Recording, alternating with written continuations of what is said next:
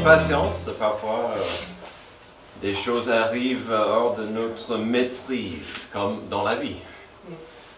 Donc voilà, on va continuer ou reprendre notre série en Amos. Donc si vous avez vos Bibles, vous pouvez peut-être prendre le temps de chercher le petit livre d'Amos. On va commencer le chapitre 6 ce matin. Nous avons commencé ce regard il y a environ 6 mois, mais pour plusieurs raisons, on a dû s'arrêter dans le mois de juin sans pouvoir le reprendre jusqu'à aujourd'hui. Le livre contient 9 chapitres et nous commençons le chapitre 6 ce matin, donc on a dépassé la moitié de Amos déjà. Avec une telle pause, quand même, ça serait utile et sage de revoir certaines vérités, certains faits, quelques observations de ce petit livre que nous avons déjà fait, ou peut-être, mais ça sera utile de revoir. D'abord, commençons avec le titre, simple. Amos, donc d'abord c'est pour lui, Amos. Il n'était qu'un simple berger. Il vivait dans la campagne au sud de Jérusalem, pas loin de Jérusalem, dans la nation de Juda. Et donc, il était un homme assez simple, lui, sans beaucoup de formation. Le message que Dieu lui a donné, bon, il avait pas mal de messages, mais à la base, les messages d'Amos étaient toujours très simples. C'était un message de justice et de jugement. Et donc, on voit ce message partout dans ses paroles, dans ses propos. Avant d'en parler plus, permettez-moi à vous rappeler de 2 ou 3 choses importantes liées aux, entre guillemets, petits prophètes et de l'époque de Amos. Pas mal de ce que je dirai ensuite vient directement de notre premier message en Amos, donc quand on a commencé au chapitre 1, car ça nous aidera à comprendre la scène avant nous. Une des choses intéressantes et importantes à saisir sur les petits prophètes, c'est que la plupart des petits prophètes relatent les faits de leur temps. Les prophètes y décrivent l'histoire du peuple d'Israël qui parfois se détourne de Dieu, parfois s'en rapproche. Donc c'est vraiment, on pense, ah oui, les prophètes prophétisaient loin dans le futur. La plupart des petits prophètes parlaient des gens du jour. Aujourd'hui, écoutez le message de Dieu pour vous. Ceci sera important à saisir et comprendre pendant notre cheminement en Amos, car l'existence même de ces prophètes, lui et ses collègues, ainsi que leur place dans l'histoire chronologique d'Israël est importante. Dans un monde idéal, où la nation, le peuple est fidèle, ce mot fidèle, dans un monde idéal, dans un monde fidèle, le besoin des prophètes ne serait pas nécessaire. Pensez-y, dans la terre promise, avec le temple de Dieu sur place, avec des sacrifices opérés par des prêtres et un roi sur le trône, en principe, Israël avait tout ce qu'il fallait. Pourquoi alors avait-il besoin des prophètes? Si la plupart des prophètes devaient annoncer des messages, des oracles, oracle c'est un nom spécial pour jugement, des paroles parfois dures, cela implique un échec au niveau national, sur plusieurs niveaux. Des dirigeants nationaux ont échoué, que ce soit le roi, des leaders religieux, c'était un problème. Donc n'oublions pas que même si Amos va faire quelques prophéties pour un avenir lointain, la plupart de ce qu'il dira, c'est pour le peuple autour de lui, ce jour-là. Dieu voyait des choses à régler dans le moment et il a envoyé Amos. Quelque part, ça veut dire que nous aurons toujours des applications pour nous aujourd'hui dans ce que nous trouverons dans ce livre. Je sais qu'à plusieurs reprises déjà, avec les 5 premiers chapitres, plusieurs personnes m'ont dit, mais c'est dingue combien les valeurs des messages de Amos sont de nos jours. Les problèmes qu'ils voyaient, que Dieu annonçait, étaient de nos jours. 3000 ans plus tard, presque. Ayant dit ça, permettez-moi de vous rappeler de certains problèmes. certains messages d'Amos qui sont tout à fait applicables et pertinents pour nous aujourd'hui. Certes, il a commencé son ministère en jugeant des pays et des peuples étrangers qui étaient loin. Quand il commence à crier contre les gens, des habitants d'Israël et de Juda devaient, je peux pas applaudir, devaient dire bravo Amos, continuez, parce que tu cries contre des méchants ennemis de loin. Dieu avait des jugements contre pas mal de gens loin. Ce n'est pas une liste exhaustive, mais au chapitre 1, il y a pas mal de jugements contre des gens comme des Syriens, des Édomites, les Philistins et encore plus. Chaque oracle ou jugement était spécifique, mais le lien que ces pays partageaient, c'était la violence et la cruauté pratiquée envers Juda et Israël. Le chapitre 1 est choquant, avec toute la violence que ces gens pratiquaient à Juda et à Israël. Beaucoup de violence, beaucoup d'esclavage, beaucoup de sang versé, quasiment pour le plaisir ou pour acheter des esclaves. Mais ensuite, assez vite, Amos a commencé à viser de tirer avec ses oracles de Dieu ses jugements contre le peuple de Dieu. Il y avait quelques messages à Juda, le royaume au sud où il habitait, qui consistait des deux tribus de Juda et Benjamin, avec leur capitale bien sûr à Jérusalem, où se trouvait d'ailleurs le temple. Mais on a vu assez vite que la plupart des jugements, des oracles, des messages divins que Dieu donnait à Amos étaient pour la nation d'Israël au nord, qui consistait des 10 autres tribus. Leur capitale était la Samarie. Et donc, encore ce problème de fidélité, on avait 12 tribus avec cette guerre civile, 10 tribus étaient au nord et les 2 au sud. Si on a passé plusieurs passages à voir ces messages, ces appels à la repentance, nous avons vu à plusieurs reprises 2 thèmes qui infectaient Israël. La première, c'était un grand compromis religieux. Encore cette idée de la fidélité. Le roi au nord, Jéroboam le II, qu'est-ce qu'il a fait? Il a dit, alors si je vais garder ces 10 tribus, à moi, unis, on n'a pas le temple. Le temple est à Jérusalem, nous sommes à Samarie. Ce que je ferai, je vais construire une sorte de tabernacle. Et ce qu'il a fait, il a mélangé pas mal de pratiques qu'il connaissait du judaïsme et la loi de Moïse, mais il a aussi mélangé des pratiques des voisins. Donc, dans ce lieu d'adoration, il y avait un peu de tout. Un mélange de plusieurs religions. Il a dit, venez, vous avez un lieu sacré pour adorer Dieu. D'accord? Donc c'était vraiment un problème. Le deuxième thème ou sujet qu'Amos abordait énormément, c'était l'attitude des gens puissants et riches.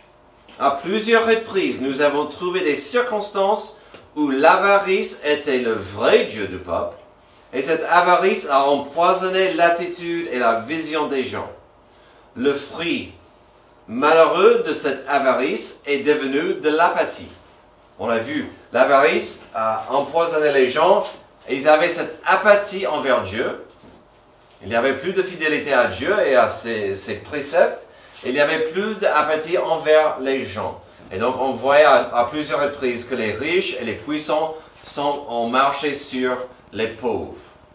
Soit les vendaient en esclavage, soit juste les maltraiter. Et donc on voit à quel point cette avarice était dangereuse. Aujourd'hui, on va couvrir les 7 premiers versets du chapitre 6, où nous allons encore trouver Dieu, à travers la bouche d'Amos, en train d'avertir des gens aveuglés par l'avarice. Ils étaient aveuglés par des plaisirs que l'on peut acheter. C'est incroyable mais vrai, mais ce petit livre, écrit par un berger il y a presque 3000 ans, reste toujours très applicable pour nous aujourd'hui. Comprenez que notre passage aujourd'hui sera un avertissement contre l'amour des 3 plus grands idoles de nos jours. Tout à l'heure, on a entendu, est-ce que le monde est fidèle à nous? Le monde va changer, mais va nous offrir plein de choses, plein d'idoles. Aujourd'hui, on verra un message aux matérialistes et la folie de suivre aveuglement ce que le monde trouve être important et précieux.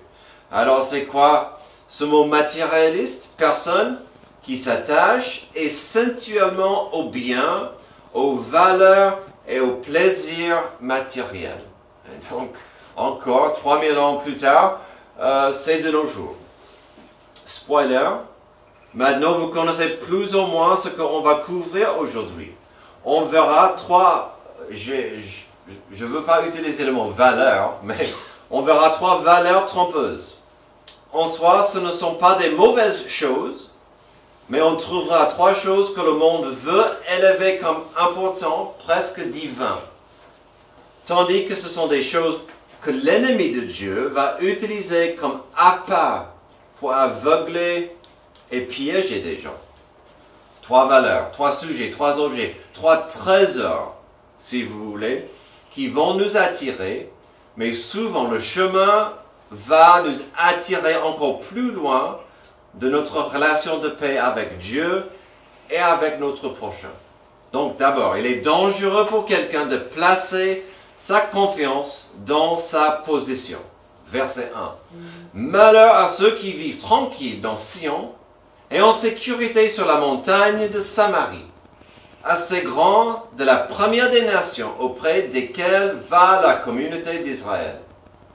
Passez à Calais et regardez, allez de là jusqu'à Hamath la grande, puis descendez à Gath chez les Philistins.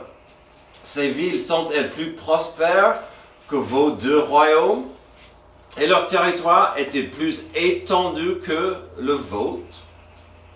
Alors, de temps en temps, je l'ai dit tout à l'heure, nous trouvons Amos en train de s'adresser à Juda, son propre peuple. Mais la plupart des fois, on a trouvé qu'il prophétisait à la nation d'Israël au nord. N'est-ce pas intéressant que ce discours commence aux 2 nations, aux 2 peuples? Et aux yeux de Dieu, c'était toujours son peuple élu.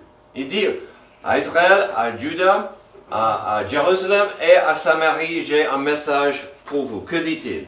Sion, attention. Donc ça, c'est un autre mot pour Jérusalem.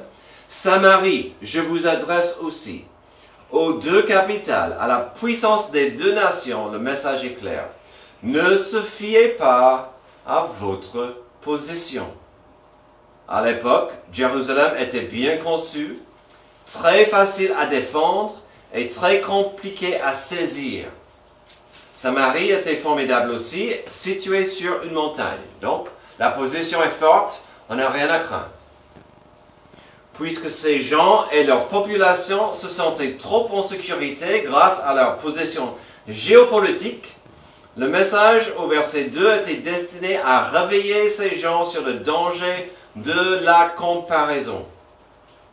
Des villes fortes, des positions formidables n'étaient pas utiles pour aider ces 3 villes puissantes et redoutables. Il a listé 3 villes.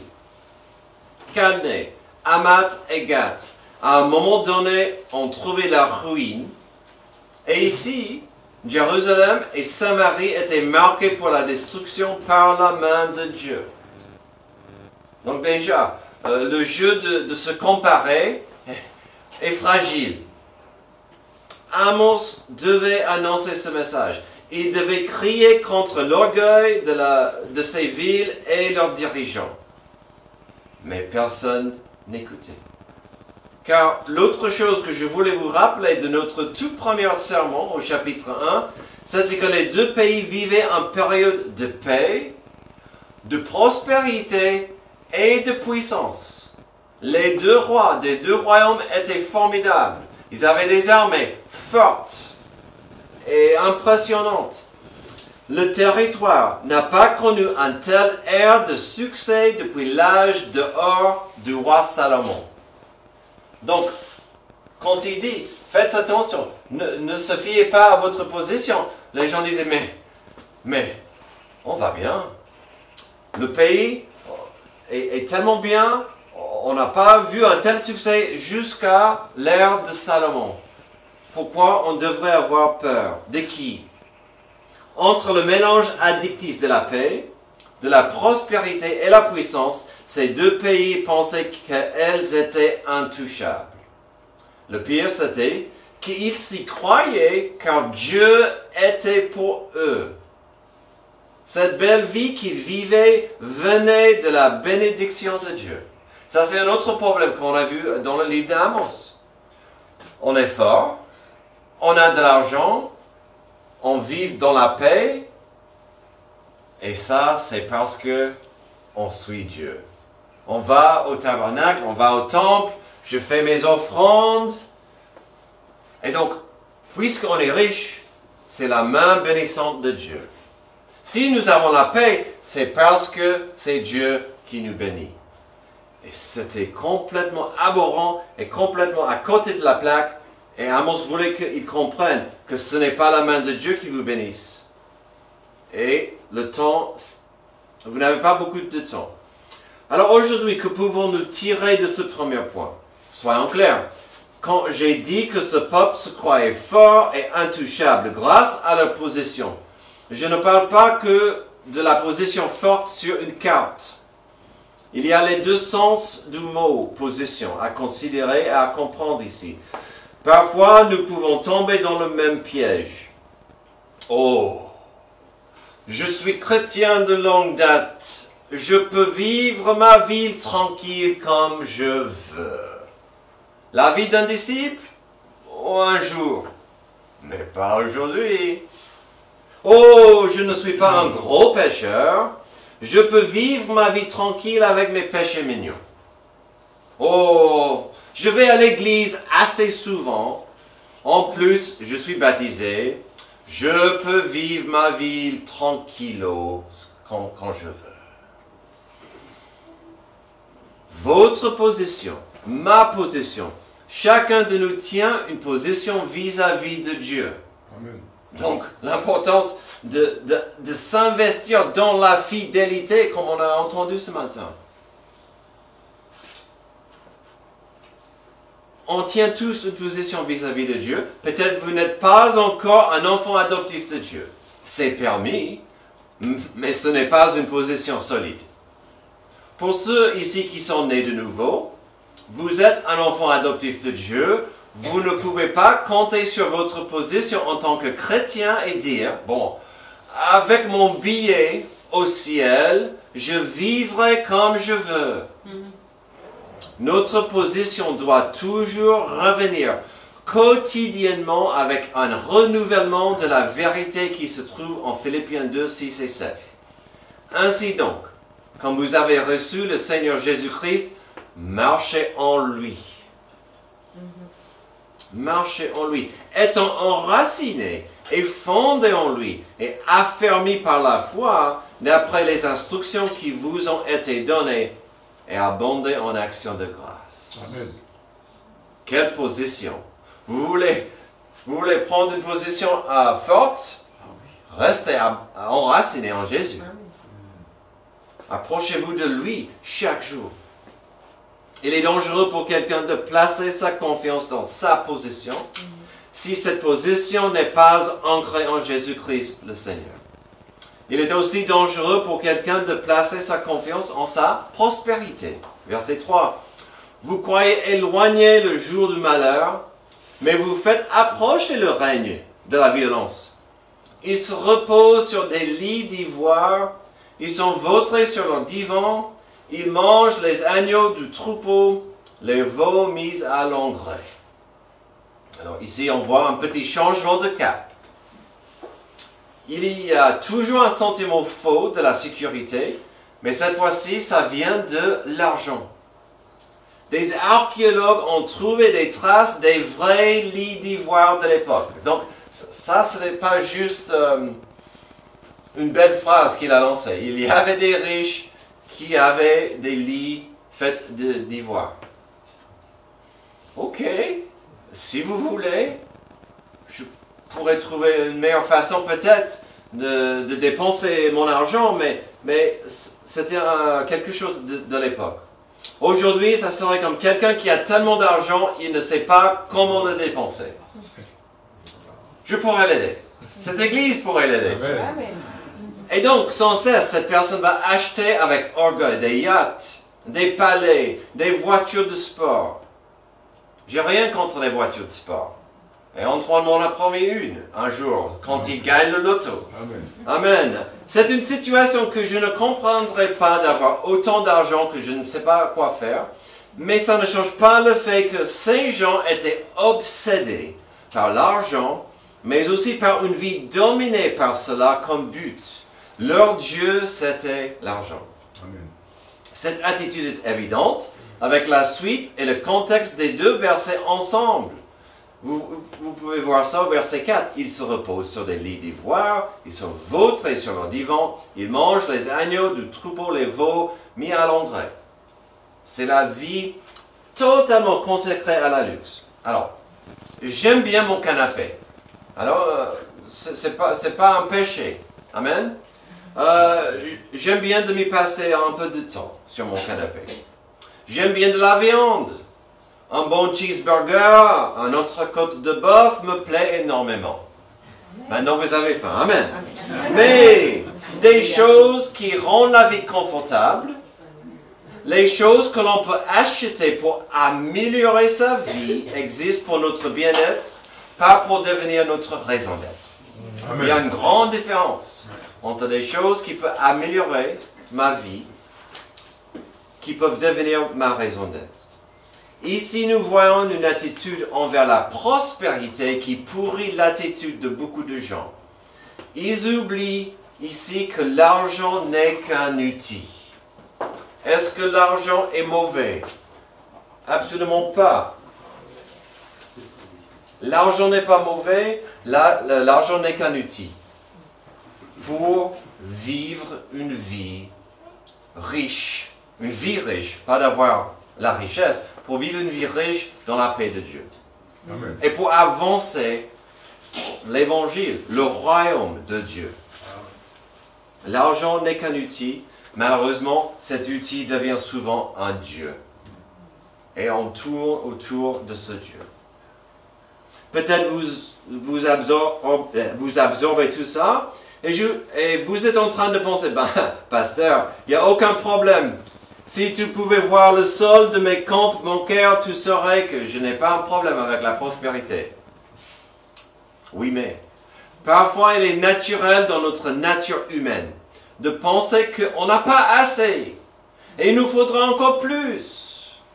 Et si avec ce plus, je pouvais faire plus et d'avoir moins de soucis. Souvent, avec plus d'argent vient plus de soucis. La Bible parle énormément du sujet de l'argent, mais voici un petit rappel d'un des passages les plus profonds et importants du sujet, en 1 Timothée 6. J'allais vous donner que les 2 premiers versets, et après j'ai vu la suite et la suite et la suite, et je vous donne plusieurs versets. C'est en effet une grande source de gain que la piété avec le contentement. En fait, ça c'était le verset que j'ai cherché. C'est bon pour votre santé spirituelle d'être content avec ce que vous avez. Amen. Parce que quelque part, vous êtes obligé de vivre par la foi. Mettre votre fidélité, votre confiance en Dieu. C'est en effet une grande source de gain que la piété avec le contentement, car nous n'avons rien apporté dans le monde. Il est évident que nous n'en pouvons rien emporter. Si donc nous avons la nourriture et le vêtement, cela nous suffira.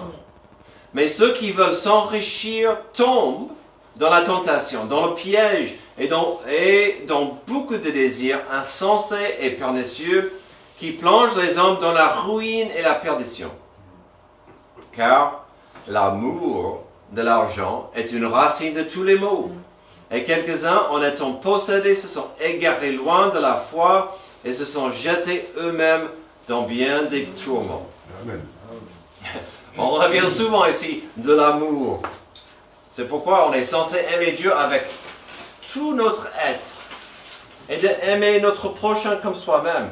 Quand on commence à aimer l'argent, ça va se mal terminer. Israël et Juda couraient après l'argent. Le vrai problème, c'était que l'amour de l'argent a remplacé Dieu. Remplacé Dieu comme leur Dieu. Et donc l'implication est là, il n'y avait pas d'amour non plus pour Dieu.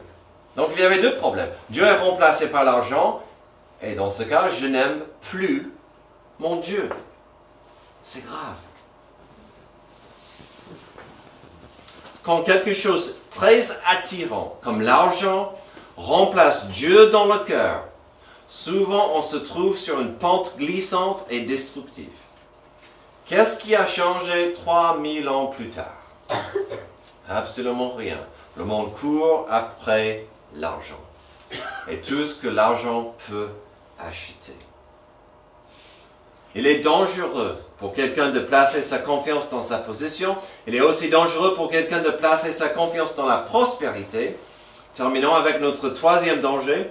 Celui qui aveugle et obsède tant de gens de placer sa confiance dans le plaisir. Verset 5. Ils improvisent au son de lutte. Ils se croient habiles comme David sur les instruments de musique. Ils boivent le vin dans les larges coupes. Ils ont recours à la meilleure huile. Mais ils ne s'attristent pas de la ruine de Joseph. On pourrait soutenir que ces versets tombent sous la rubrique de notre dernière catégorie. On pourrait faire l'argument que les versets 5 et 6 parlent toujours des riches qui vont trop loin avec leur argent. Je n'aurai pas de problème si vous tenez à cet argument. Tout de même, je trouve dans ce petit passage, il y a encore un petit pivot, un changement de cap léger envers le plaisir. Lorsqu'on oublie pourquoi l'argent existe, lorsqu'on oublie pourquoi l'homme existe, on peut vite tourner vers le plaisir comme motivation pour la vie. Plaisir. Mon plaisir à moi, qui va heurter contre la notion de la fidélité, comme on a vu tout à l'heure. Mon plaisir à moi. Tant que ça me va, il faut que je l'ai. Au verset 5 et 6, ces gens se perdent dans la notion de faire la fête. Alors, la musique, c'est un don de Dieu, certes, mais ces gens voulaient se comparer à David, le musicien, avec leur capacité d'être musicien. Mais c'est clair qu'ils ont oublié pourquoi et pour qui David chantait et jouait. Ils prenaient leurs instruments et disaient « Voici ce que je peux faire. Écoutez ma voix en or, je vais vous chanter, vous impressionner et ça va vous rappeler de David. » Ils ont oublié que David a joué et a chanté pour la gloire de Dieu, pour remercier Dieu, pour glorifier Dieu. Avec les dons que Dieu lui a donnés, David voulait remercier Dieu. Mais ces gens voulaient se vanter. En parlant de la fête et de se perdre dans le plaisir, le verset 6 parle d'un excès de vin et de huile. À l'époque, d'appliquer de l'huile sur son corps, c'était rafraîchissant, mais ici, c'était dans le contexte, c'est une manifestation de luxe. Ils en mettaient partout, surtout les huiles très précieuses. En plus, il y avait pas mal de gens dans la population, beaucoup de gens qui buvaient du vin, mais pas dans une attitude, comme on voit ici, de opulence. Nos riches ici n'utilisaient pas des verres, mais des bols. Le verbe, pas le verbe, le mot dans le hébreu, c'est des bols. Et donc Amos disait, mais je sais bien que vous versez votre vin dans des bols pour boire à l'excès. Nos riches ici voulaient faire tout ça comme signe de gaieté et de fierté. Ils appliquaient des parfums généreusement sur soi comme s'il n'y avait pas un prix à payer un jour pour leur apathie. Ils se vantaient de leur excès. Comme le sujet de la musique ou de ce qu'ils mangeaient, on voit des objets qui sont en principe neutres. Le vin est neutre, le huile est neutre, la viande, neutre. Ce ne sont pas des mauvaises choses. Mais ces gens les abusaient afin d'impressionner autrui. Ou pire, ils se vantaient de leur prospérité et leur plaisir au détriment des pauvres. Parfois, on peut lire dans l'histoire la décadence qui est devenue Rome avant sa chute. Les riches avaient des fêtes comme ce n'est pas permis et les pauvres étaient juste à l'extérieur.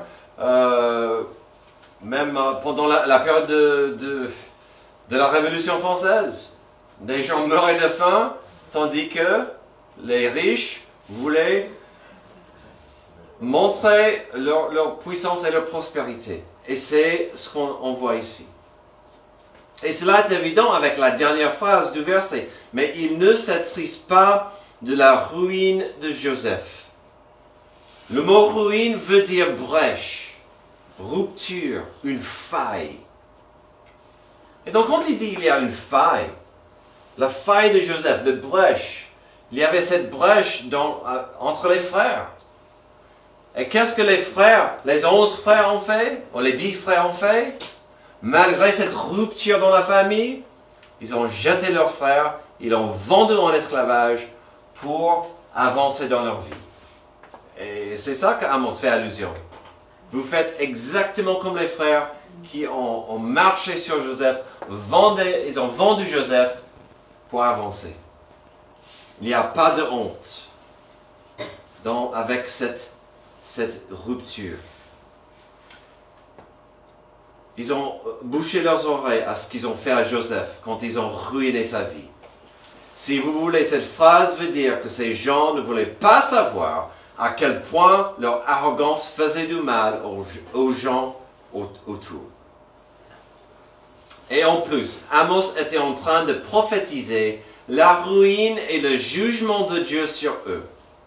Leur réponse, c'était de continuer de faire la fête. C'est incroyable.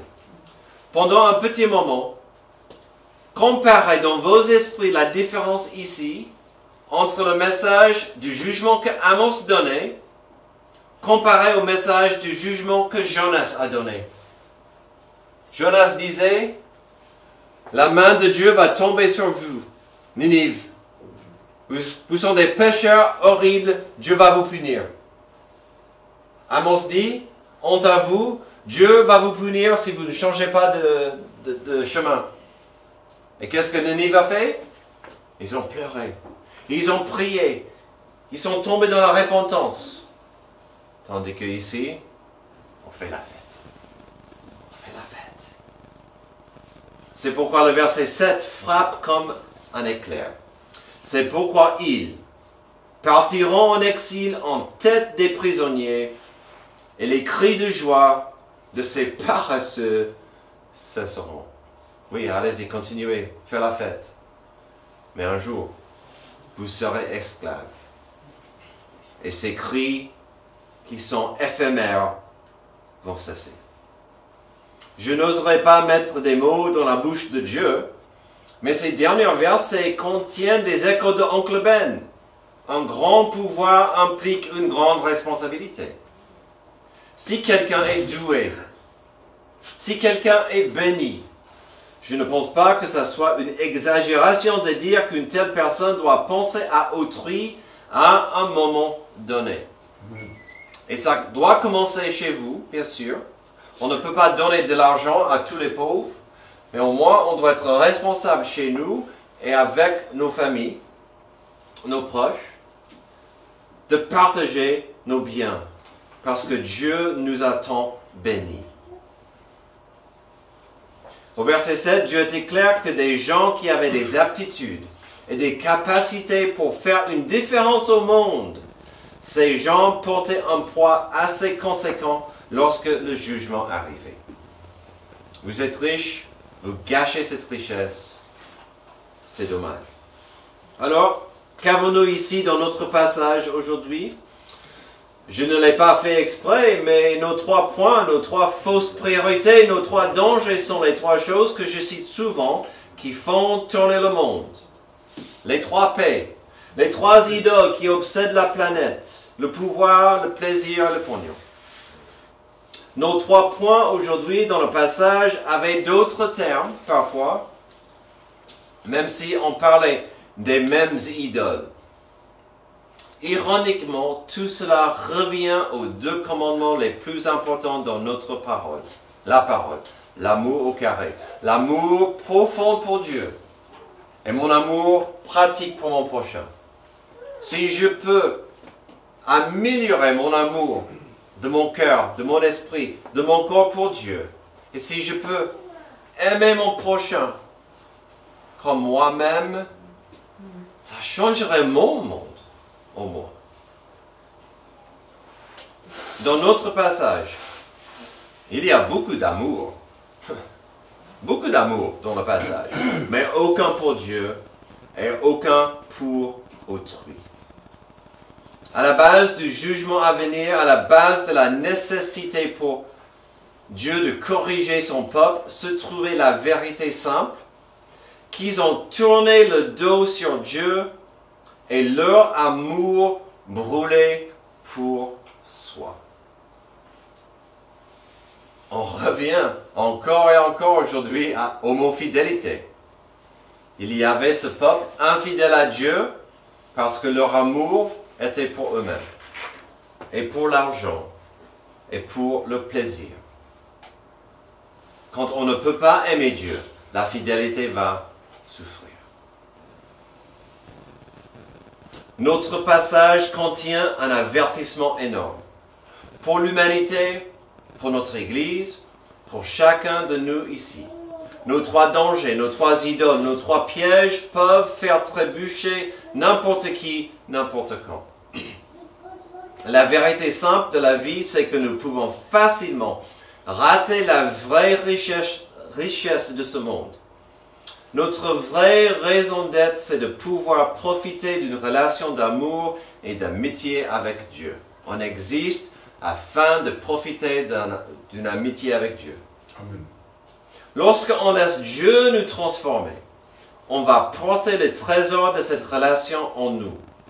Mais ensuite, on doit entretenir et protéger ce trésor afin de transformer notre monde. Y a-t-il un passage mieux ou plus beau pour terminer aujourd'hui que des mots de l'apôtre Paul en 2 Corinthiens 4? En effet, le Dieu qui a ordonné que la lumière brille du sein des ténèbres a aussi fait briller sa lumière dans notre cœur pour faire resplendir la connaissance de la gloire de Dieu dans la personne de Jésus-Christ. Tout y est. On existe afin de briller avec et pour Dieu. Nous portons ce trésor dans des vases de terre afin que cette puissance extraordinaire soit attribuée à Dieu et non à nous. Que Dieu reçoive la gloire dans ma vie. Que Dieu soit glorifié en moi. Quel privilège, quelle priorité de briller pour Dieu. Merci Père éternel pour ce passage qui nous avertit des faux dieux, des idoles, des pièges qui vont nous tirer loin de toi. Aide-nous aujourd'hui de comprendre l'importance de l'investissement dans l'amour avec Jésus, d'accepter Jésus comme, pas juste comme sauveur, mais aussi Seigneur, qui soit pour nous notre guide. Aide-nous à appliquer ce passage, grandir dans ce passage et d'inviter ta grâce de couler en nous. C'est dans le nom de Jésus que j'ai prié. Amen. Levez-vous, on aura ce...